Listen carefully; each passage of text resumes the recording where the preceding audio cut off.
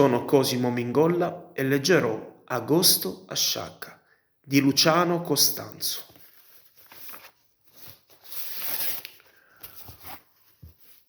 Ogni anno, nel mese di agosto, andavamo in vacanza a Sciacca. Per me i preparativi cominciavano il mese prima, nel periodo della festa della Madonna del Carmine, giorno in cui ci trasferivamo nella nostra casa di Catania. In quegli anni, per i catanesi, permaneva ancora l'usanza di iniziare la stagione balneare solo nella seconda quindicina di luglio. La festa del 16 luglio era un comune punto di riferimento. Solo pochissimi andavano a mare prima. L'acquisto di una maschera subacquea era fondamentale, perché quella dell'anno precedente ormai era inservibile. Una volta a mare avrei sempre fatto immersioni in al massimo mezzo metro d'acqua. Di spingermi oltre, avevo una grande paura comunque. Sentirmi all'interno del mare e vedere qualche pesciolino che scappava frettoloso era sempre una grande avventura. A Sciacca abitavamo in una casa al centro. Per i vicini il nostro arrivo era una vera festa. Ci dimostravano sempre una grande cordialità, come sanno fare le famiglie dei pescatori. Già all'indomani, all'alba, iniziavano le battute di pesca con la lenza.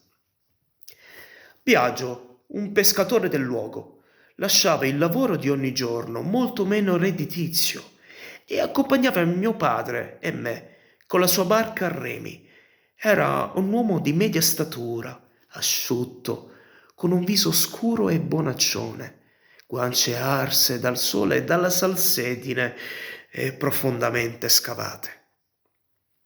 Lui ci aspettava ogni anno, perché i giorni trascorsi con noi erano le sue ferie e anche perché aveva stretto con mio padre una buona amicizia. Possedeva una scialuppa di colore bianco e rosso. Come tutti i pescatori di professione, considerava la sua barca come una persona di famiglia.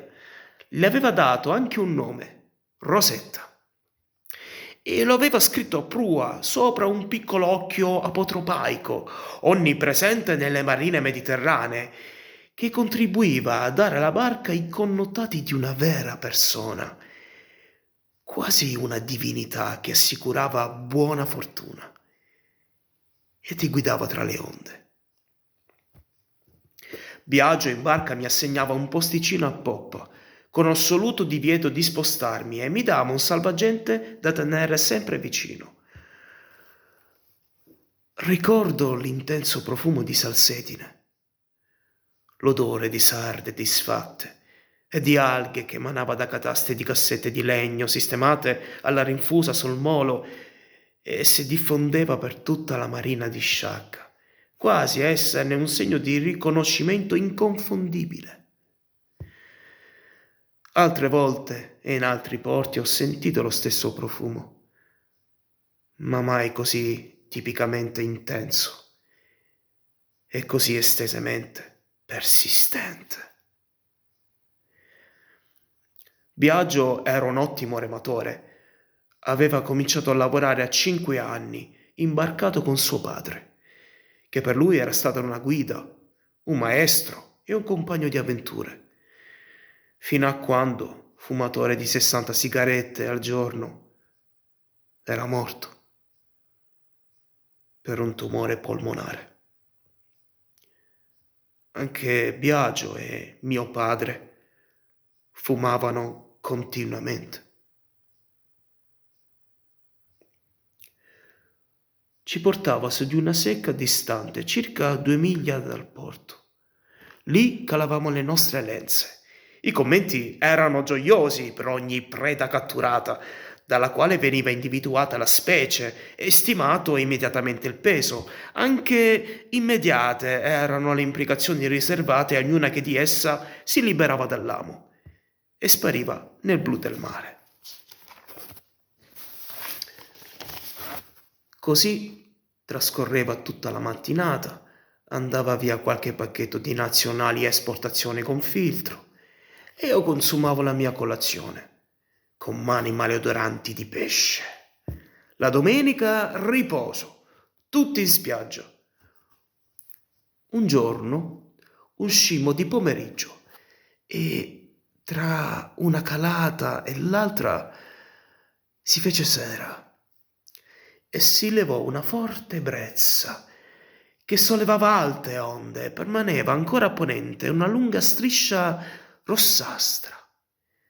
Già, Biagio aveva cominciato a levare l'ancora e subito si mise a remare con forza contro il vento contrario, mentre il buio diventava sempre più fitto.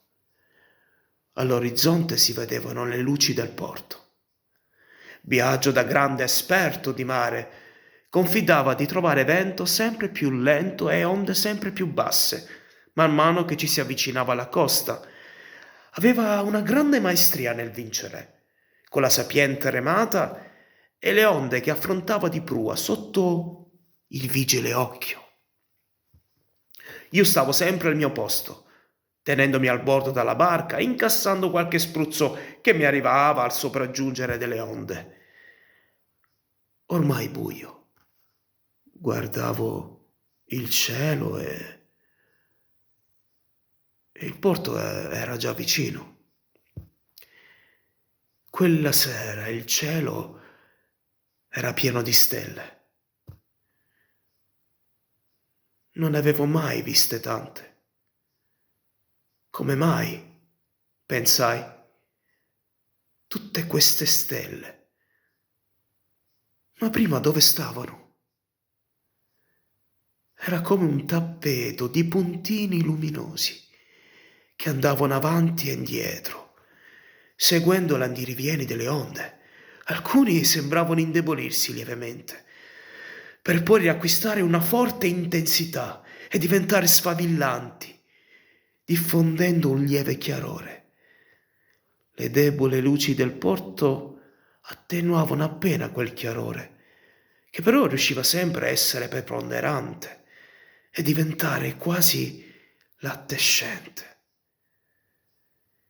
Veniva proprio voglia di toccare le stelle con le mani, seguendo la schiuma delle onde, che si confondeva con esse.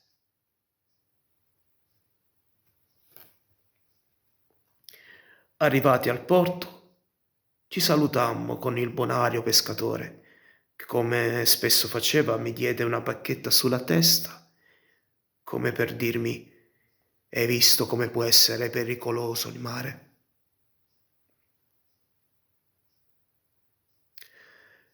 Non dimenticherò mai quel pomeriggio e il cielo di quella sera, la brillantezza delle stelle e la purezza del loro chiarore.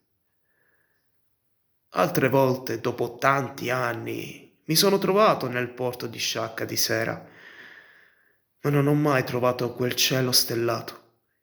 In altri luoghi, in altre occasioni, ho visto un cielo pieno di stelle, ma mai come quella sera.